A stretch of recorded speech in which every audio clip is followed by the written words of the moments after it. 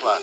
Eu queria primeiro saber sobre a questão, primeiro uma opinião sua, e aí utilizando seus conhecimentos de futebol, evidentemente.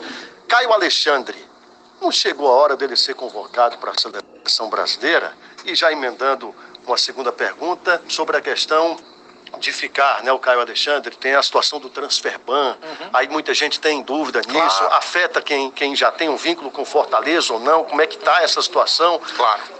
Vamos fazer duas partes nessa pergunta, porque são duas perguntas muito importantes que precisam ser respondidas com calma.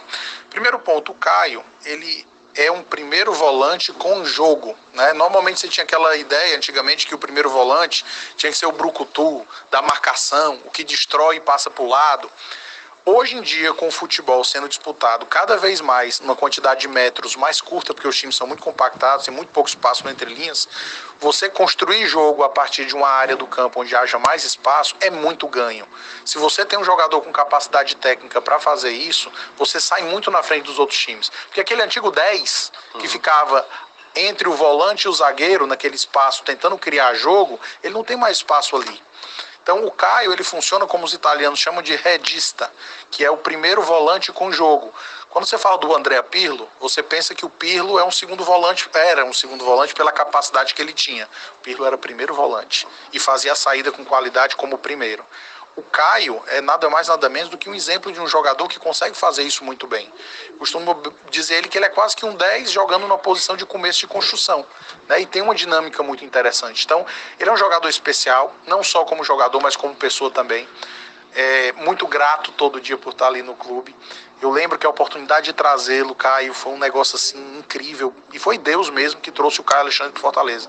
Porque entre eu saber da disponibilidade dele de vir para o clube e eu consegui a transferência dele, foi de um sábado para uma segunda. Sério? E eu conheci o Caio muito bem do Botafogo, por tudo que ele fez no Botafogo. O Caio, em 2020, ele é rebaixado com o Botafogo e ele é vendido para salvar ali as contas no ano do Botafogo. O Botafogo, na época, ainda com dificuldades financeiras, não é o Botafogo SAF agora. Sim. E o Caio teve que sair dali, apesar de amar muito, né, o clube da formação dele. E aí ele vai para o Canadá, passa por uma dificuldade muito grande, ele inclusive não estava nem no banco lá no Canadá, quebrou o pé, quebrou a mão, teve problema lá de adaptação, estava sem ver os pais dele. Isso é muito importante para o jogador, sem entender o aspecto humano do atleta. Os pais não tinham ido ainda visitá-lo no Canadá, estava triste. E aí apareceu essa oportunidade, eu disse, agora. E aí conversamos no fluxo interno, o Cifec, fazendo aquela mesma estrutura que eu lhe disse, fazendo a validação de características, chegando ao professor, o professor saindo para dar treino, disse, professor, esse atleta é um atleta especial, e o professor logo, rapidamente deu ok. A transferência do Caio chegou faltando 1 hora e 30 minutos para fechar a janela. Nossa. Foi naquele batimento do coração, vai dar, sim, não vai dar, vai dar, não vai dar, entrou.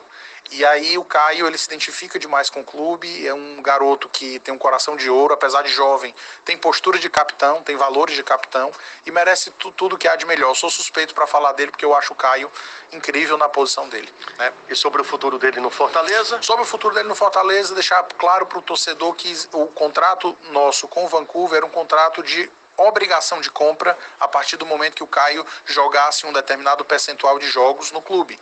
E esse percentual de jogos já foi cumprido. Ou seja, o Fortaleza já está dentro de uma estrutura de aquisição do Caio. Não existe esse se a opção vai ser exercida. Não, já está dentro da estrutura. Você perguntou sobre, inclusive com o parcelamento já previsto no contrato. Ou seja, já é um jogador vai continuar, do Fortaleza, vai ter sequência no clube. Sobre a questão do transfer ban, o que acontece?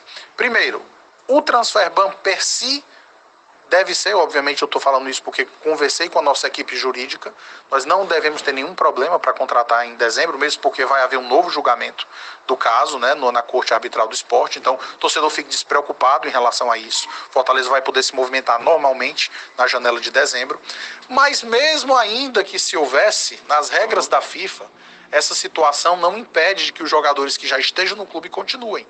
Ou seja, são duas respostas bem esclarecedoras. Fortaleza não vai ter problemas para movimentar no mercado em dezembro, assim pelo menos nós entendemos dentro da orientação jurídica do clube, e que o Caio, essa situação do Caio sequer estaria alcançada por essa situação de transfer ban. Perfeito, perfeito. Mas